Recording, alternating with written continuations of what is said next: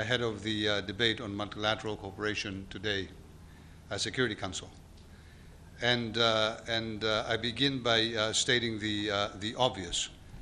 The member state currently holding the presidency of the Security Council, the body responsible for maintaining peace and security, is intensifying attacks on civilian infrastructure in Ukraine, including on hospitals and power plants. Russia, in other words, is grossly violating international law and the principles of the UN Charter, including through its illegal invasion of Ukraine, and undermining European and global security and stability. We urge Russia to fully respect its obligations under international law, including international humanitarian law. All that said, effective multilateralism is too important to not be defended. Its values and principles are embedded in international law, the UN Charter, and the Universal Declaration of Human Rights, in other words, in the UN itself as a whole.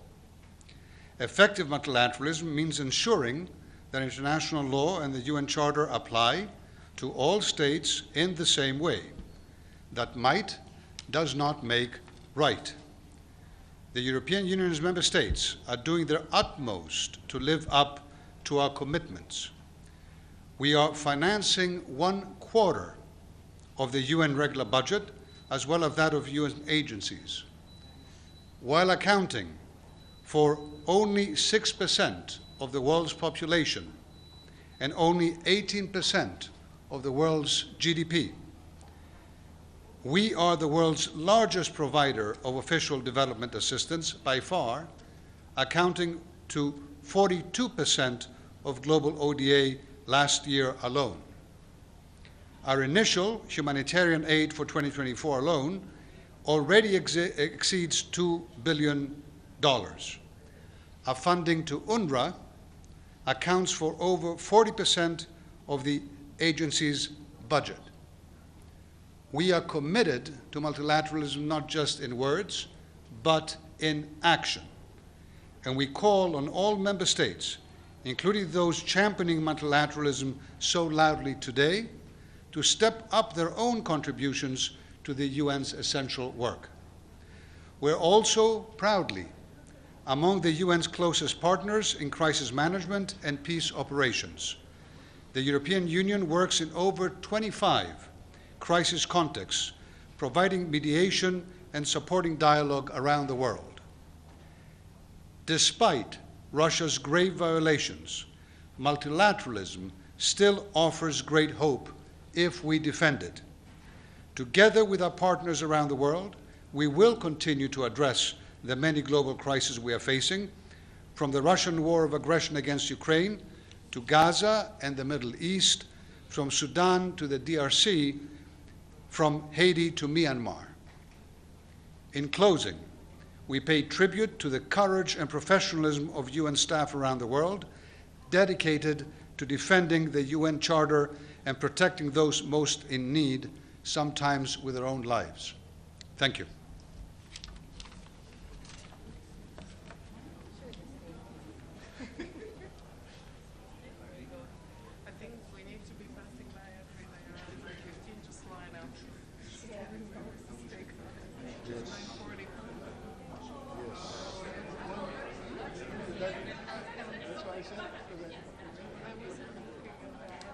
So,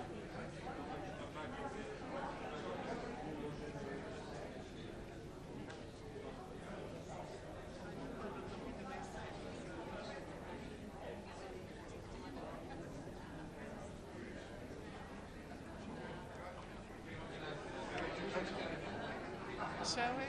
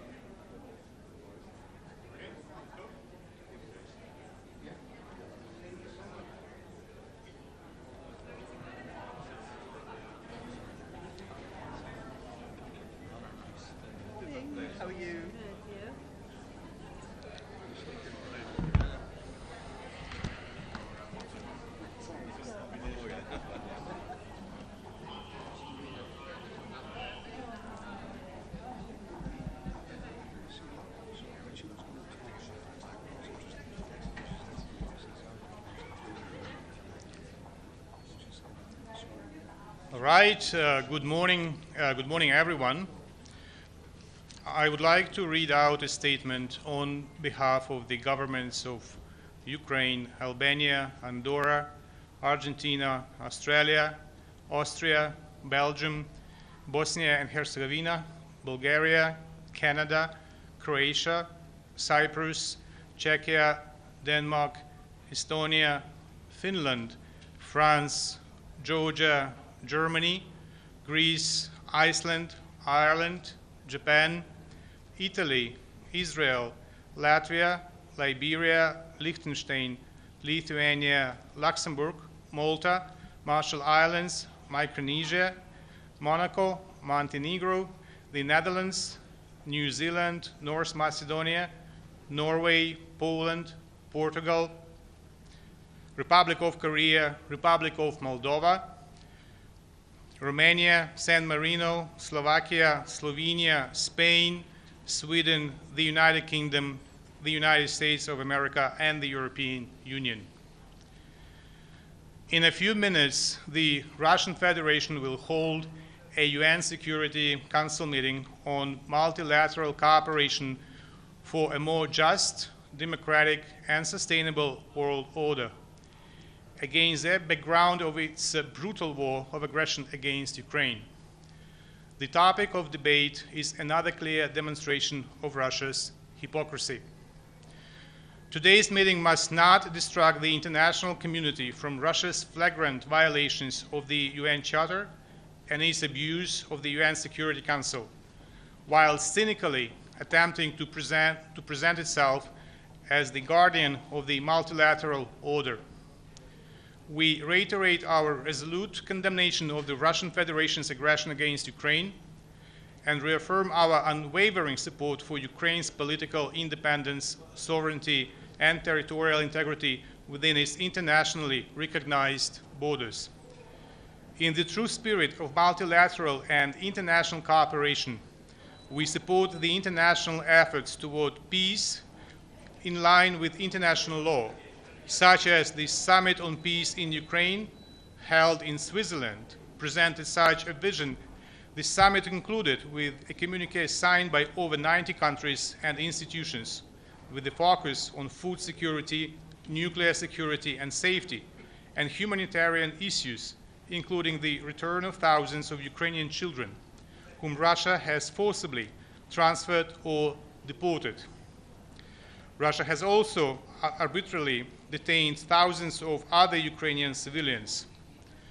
While Ukraine continues to bravely defend its civilian population, we condemn the direct military support provided to Russia by the DPRK in violation of UN Security Council resolutions, as well as by Iran when those sanctions were in effect.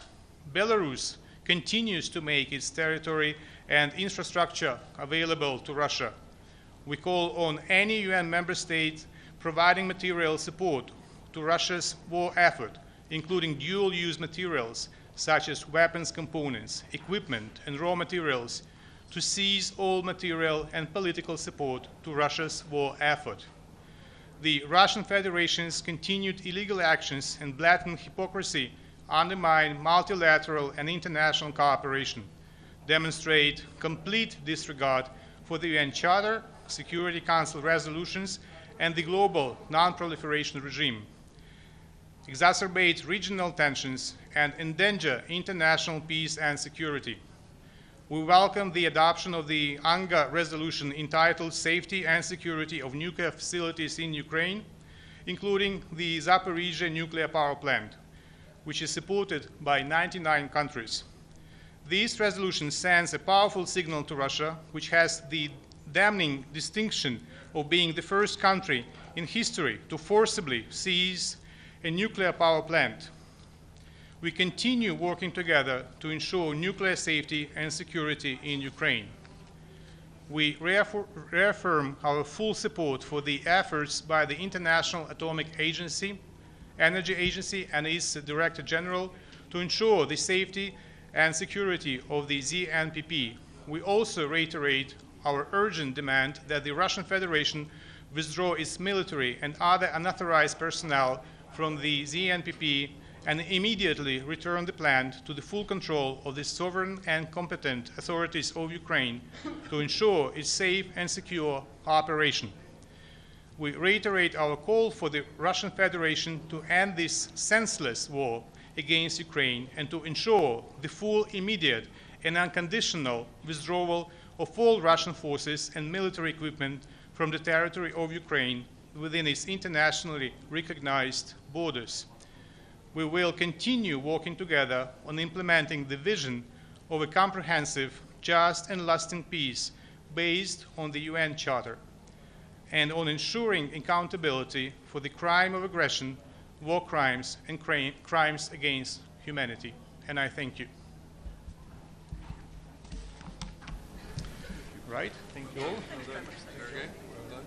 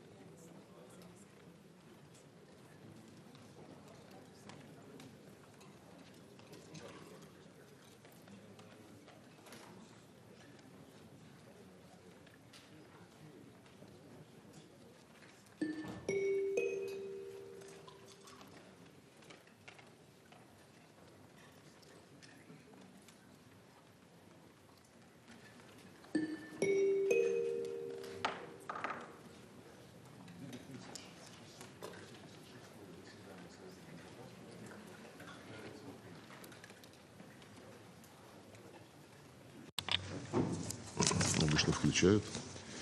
9686 заседание Совета Безопасности объявляется открытым. Предварительная повестка дня данного заседания гласит, цитирую, «Поддержание международного мира и безопасности, двоеточие многостороннее сотрудничество в интересах более справедливого, демократического и устойчивого миропорядка». Возражений не вижу, повестка дня утверждается. Хотел бы тепло приветствовать уважаемых высоких представителей, которые присутствуют в зале Совета Безопасности. Их участие в сегодняшнем заседании подтверждает важность обсуждаемой темы.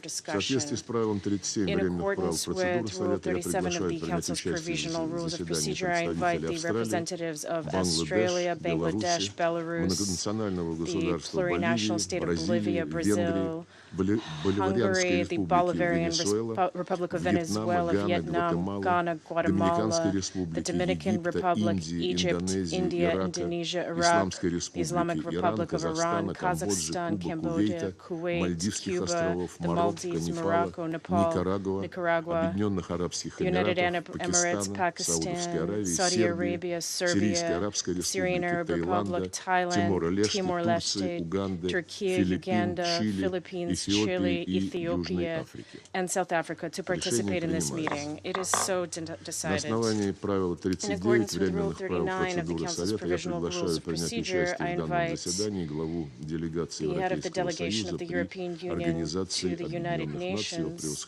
His Excellency Mr. Stavros Lambrinidis, to participate in this meeting. It is so decided. The Security Council will now begin its consideration of item 2 of the agenda. I wish to draw the attention of Council members to document S/2024/537, a letter dated July 9, 2024, from the permanent representative of the Russian Federation to the United Nations, addressed to the Secretary General, transmitting a concept paper on the item under consideration. I shall now make a statement in my capacity as the Minister for Foreign Affairs of the Russian Federation.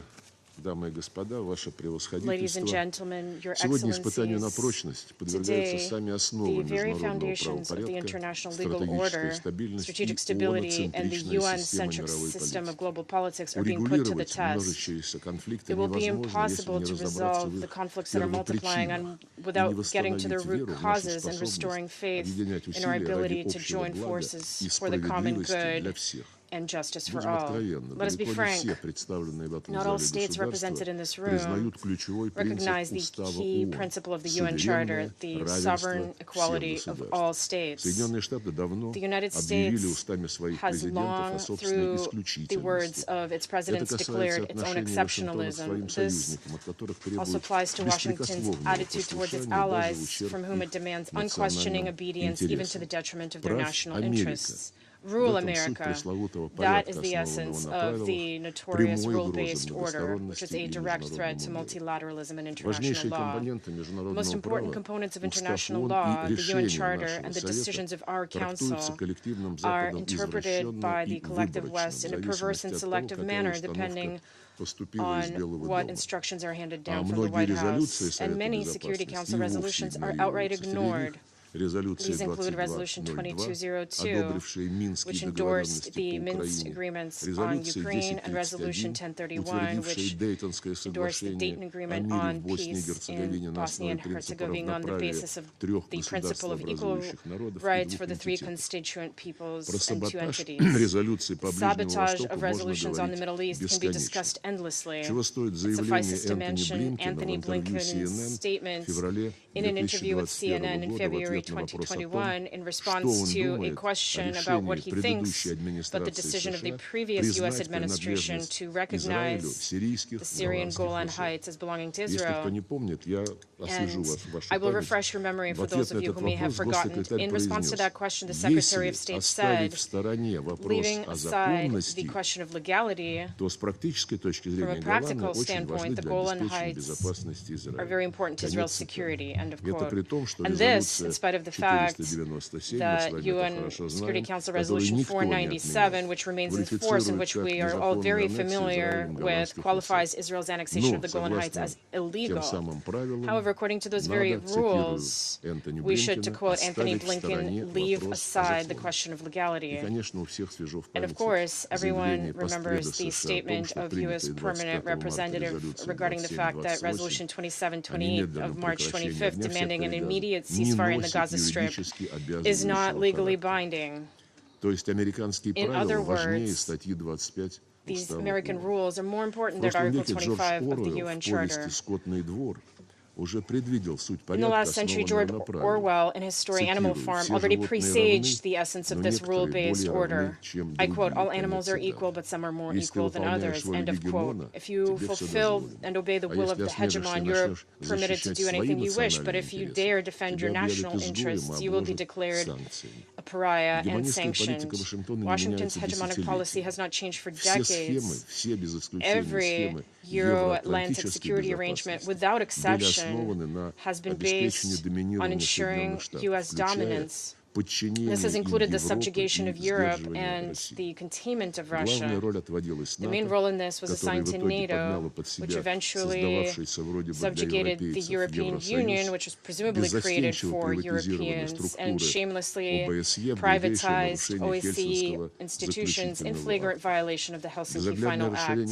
The reckless expansion of NATO, despite repeated warnings from Moscow over many years, also provoked the Ukrainian crisis, starting with the coup d'etat organized by Washington in February 2014 in order to establish full control over Ukraine with a view to preparing an offensive against Russia with the help of the neo-Nazi regime brought to power. When Poroshenko and then Zelensky were waging war against their own citizens in the Donbass and were destroying Russian education, Russian culture, Russian media, and the Russian language in general through their legislation, and were banning the Ukrainian Orthodox Church, no one in the West batted an eye, nor did they demand that their wards in Kyiv observe decency and refrain from violating international conventions on the right of national minorities or the very constitution of Ukraine itself, which also contains these demands. It was precisely to eliminate threats to Russia's security and to protect those people who consider themselves part of Russian culture and who live on lands that had been settled by their ancestors for centuries in order to save them from legislative and even physical extermination that the special military operation was launched. It is telling that even now, when multiple initiatives on a Ukrainian settlement are being put forward, few people remember Kyiv's violations of human rights and the rights of national minorities. None of these initiatives include these aspects. Only recently did EU documents on the beginning of negotiations regarding Ukraine's accession formulate a demand to this end, mainly due to Hungary's principal position. However, Brussels' actual capacity and desire to influence the Kyiv regime is questionable. We call on all those who are genuinely interested in overcoming the crisis in Ukraine to ensure that their proposals take into account the key issue of the right of national minorities, all minorities without exception. Silence on this issue devalues peace initiatives, and the racist policy of Mr. Zelensky receives de facto approval.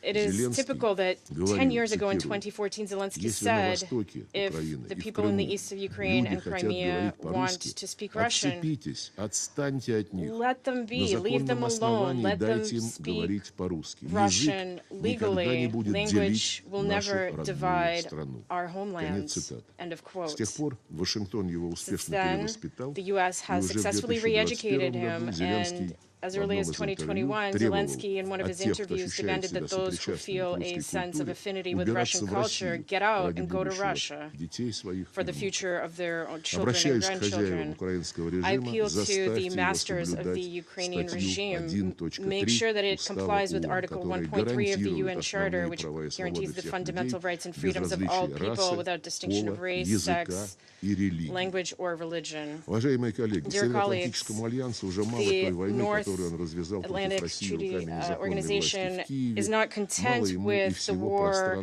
that it has unleashed against Russia through the hands of the unlawful authorities in Kyiv, nor is it content with the entire OSCE space. Having dismantled the fundamental agreements in the area of arms control, the U.S. continues to ramp up confrontation. Recently, at the summit in Washington, the leaders of NATO countries reiterated their claim to a leading role not only in the Euro-Atlantic region, but in the Asia-Pacific region as well. The proclaimed intention is that NATO is continuing to be guided by the goal of protecting the territory of its member states, but in order to do this, they allegedly need to spread the alliance's dominance on the entire Eurasian continent and adjacent water. The military infrastructure of NATO is advancing into the Pacific region with the obvious goal of undermining the ASEAN-centric architecture, which for many decades was built on the basis of the principles of equality, recognition of mutual interests, and consensus. To replace the inclusive mechanisms around ASEAN, the U.S. and its allies are building closed confrontational blocs such as AUKUS and other quartets and trios. Recently, the deputy head of Pentagon, Mr. Hicks, stated that the U.S. and their allies must prepare for protracted wars, and not only in Europe. That is the end of the quote. In order to contain Russia, China, and other countries whose independent policies are seen as a challenge to its hegemony, the West is aggressively dismantling the global system that was originally built based on its models. Washington has done everything to blow up, including literally by organizing terrorist attacks on the Nord Stream gas pipelines, the foundations of mutually beneficial energy cooperation between Russia, Germany, and Europe as a whole. At the time, Berlin remained silent, but today we see another embarrassing period for Germany, whose leadership has unquestioningly complied with the U.S. in order to place U.S. medium-range missiles on its territory. Olaf Scholz said very ingeniously that the U.S. has decided to place high-precision offensive weapons systems in Germany, and this is a good decision. And amidst all this, Mr. Kirby spoke, the expert on media spoke on behalf of the U.S. president to say, we're not seeking to unleash a third world war. This would have horrific consequences for the European continent. A Freudian slip, as they say. Washington is convinced that if a new global war were to take place, it would be their European allies and not the U.S. who would suffer. If that's the analysis on which Biden's strategy and Biden's administration's strategy is based, this is a very dangerous illusion, and Europeans must become aware of the suicidal role that has been assigned to us. Americans are holding the entire West at gunpoint and expanding their trade and economic war with those they see as undesirable, having unleashed an unprecedented campaign of unilateral coercive measures that are hitting Europe first and are leading to a fragmentation of the world economy. The countries of the global South Asia, Africa, and Latin America are suffering from the neo-colonial practices of the West. Illegal sanctions, multiple protection measures, restrictions on access to leading technologies are counter to true multilateralism and create serious obstacles to achieving the 2030 agenda. Where are all those attributes of the free market where the United States and its allies taught everyone to follow? Market economy, fair competition, inviolability of private property, presumption of innocence, free movement of people, goods, and capital, all that has been jettisoned. Geopolitics has buried the once sacred laws of the market for the West. Recently, we heard public demands from the officials of the United States, the European Union, aimed at China to reduce excess production in high-tech sectors because the West has started losing its long advantages in that area. And today, instead of market principles, we have the same rules. Colleagues, the actions of the United States and their allies are impeding international cooperation and the building of a more just world. They're taking entire countries and regions as hostages. They're not allowing peoples to